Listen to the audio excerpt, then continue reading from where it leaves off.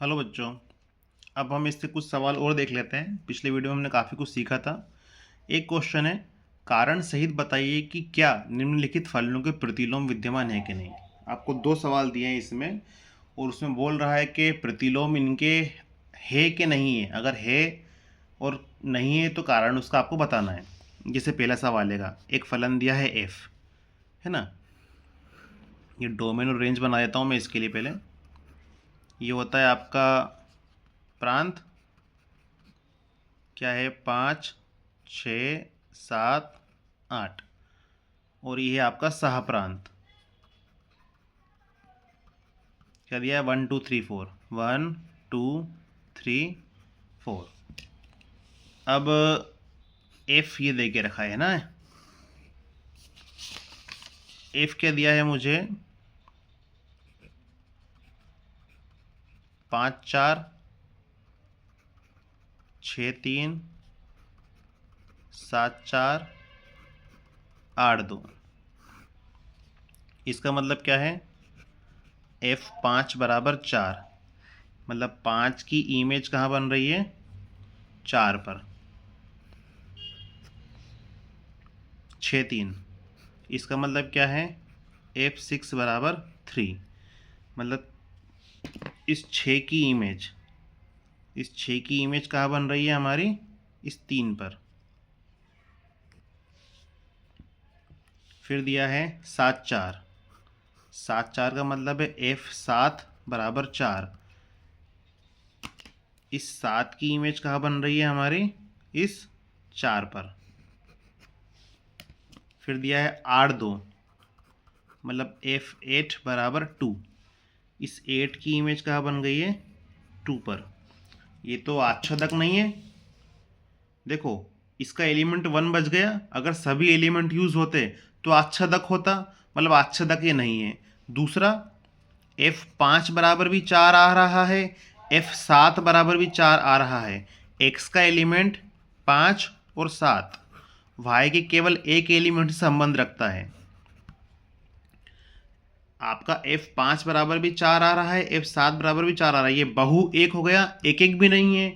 तो चूंकि ये जो F जो है आपका एक एक ही नहीं है, तो ये आपका प्रतिलोम विद्यमान नहीं करेगा। अगर वो आपका एक एक की आच्छादक फलन होता है तो प्रतिलोम विद्यमान करता है। एक एक की और आच्छादक आपका होना चाहिए। अब ये तो सह प्रांत और रेंज बराबर हो ही नहीं रहे, 1 का यूज ही नहीं हो रहा, तो सह प्रांत भी नहीं है, तो आपका ये आच्छादक नहीं है। और एक एक भी नहीं है कि F5 बराबर भी 4 आता है और F7 बराबर भी 4 आता है, तो प्रतिलोम विद्यमान नहीं है ना। तो इसमें ऐसा बना के आपको लिखना पड़ेगा। दूसरा इसी प्रकार का सवाल है, इसको आप लिख सकते हैं एग्जाम में। अगर ऐसा लिखना है तो यहाँ इसको कैसे लिखोगे आप, ये G2 बराबर क्या है 7, G3 बराबर क्या है आपका 9, G4 बराबर क्या है 11, और G5 बराबर 13। ये दिया है। ये x बना दिया, ये y बना दिया। x ये हमारा प्रांत है,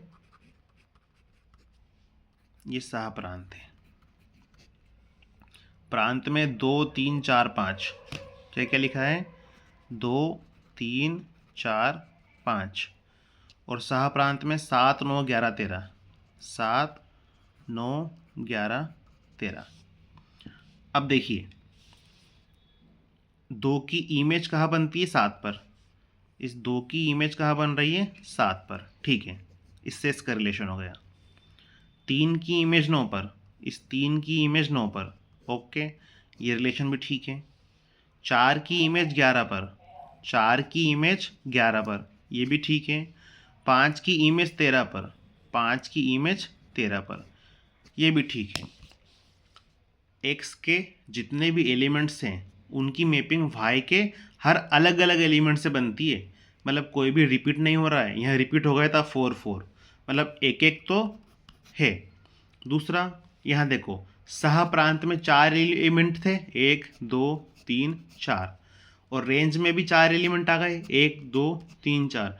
वाई के जितने भी एलिमेंट है सभी यूज हो गए, मतलब सह प्रांत बराबर रेंज हो गया। तो ये आपका आच्छादक भी हो गया। मतलब ये वाला दूसरा वाला सवाल जो है एक एक आच्छादक दोनों है, अतः प्रतिलोम विद्यमान है। बस ऐसा बना के आपको लिखना है फिर वहाँ पर, अतः यह फलन एक एक आच्छादक दोनों है, अतः यह इसमें प्रतिलोम विद्यमान है। इसे अच्छे से नोट कर लीजिएगा, बट अच्छा क्वेश्चन था ये क्वेश्चन तो आपको बता दिया था मैंने। समुच्चय 1 से लेकर n दिया है, मतलब a से, इसको a मान लो तो a से स्वयं तक, a से स्वयं तक आच्छादक फलनों की संख्या n एलिमेंट है तो ऑब्वियसली फैक्टोरियल n इसका उत्तर आएगा, है ना।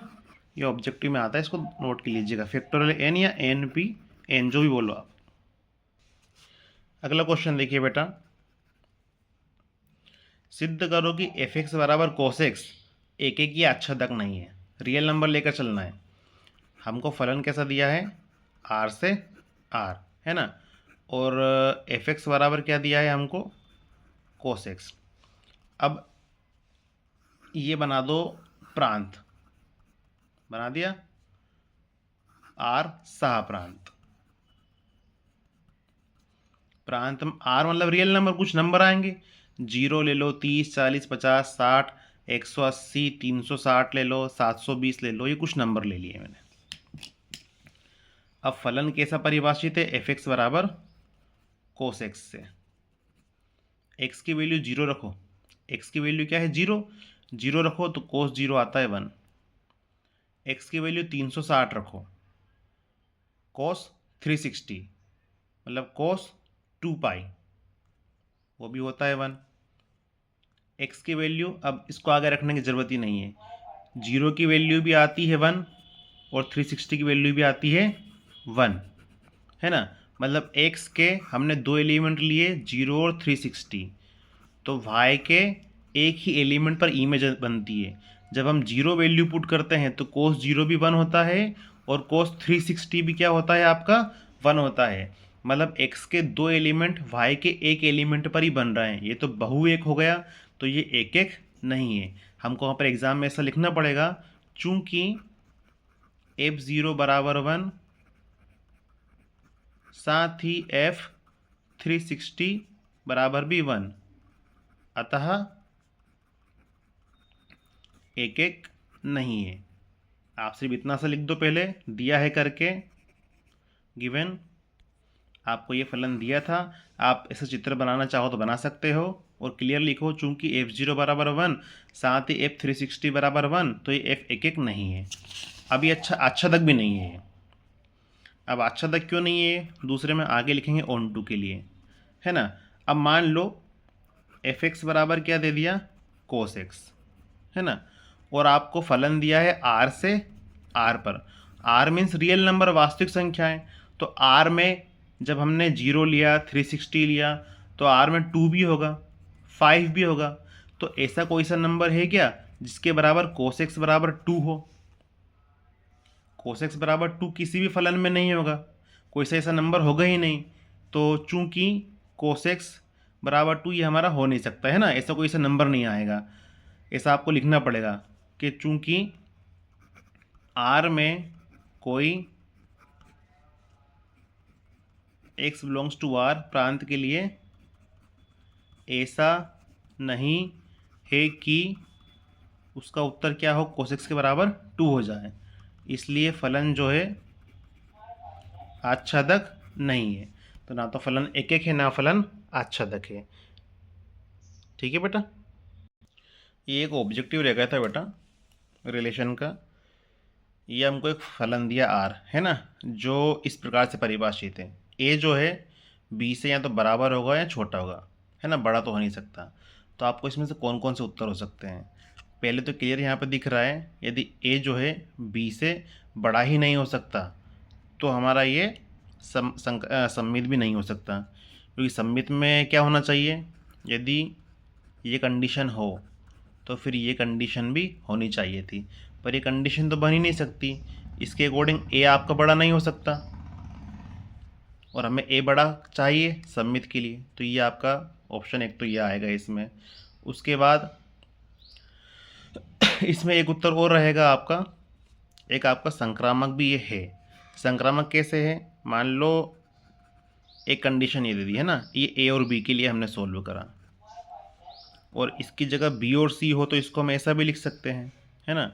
इन दोनों कंबाइन करके लिखो, ये लिखा, ये वाला पद लिख दिया, इस पद को लिखो, इसको छुपा लो, ये आगे सोल्व करने पे क्या देगा, ये दे देगा। मतलब ए का संबंध सी से आ गया तो संक्रामक होता है ना। सम्मित नहीं होता लेकिन संक्रामक अवश्य होता है। अगला देखिएगा बेटा ऑब्जेक्टिव, ए बराबर 1 2 3 दिया है, बोला अधिकतम तुल्यत संबंधों की संख्या, कितने तुल्यत संबंध बन सकते हैं। पहला बनाने की कोशिश करते हैं। पहला तो आपका सिंपल सी 1 1 2 2 3 3 बन सकता है जिसमें स्वतुल्य हो, है ना। दूसरा आपका ये तीनों तो आएंगे 1 1 2 2 3 3।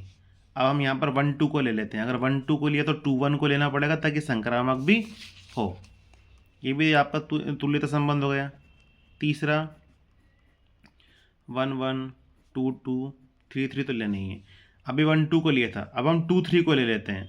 अगर 2 3 को लेते हैं तो 3 2 को भी हमको लेना पड़ेगा। चौथा संबंध 1 1 2 2 3 3, 1 2 ले लिया, 2 3 ले लिया, अगला ले लो 1 3।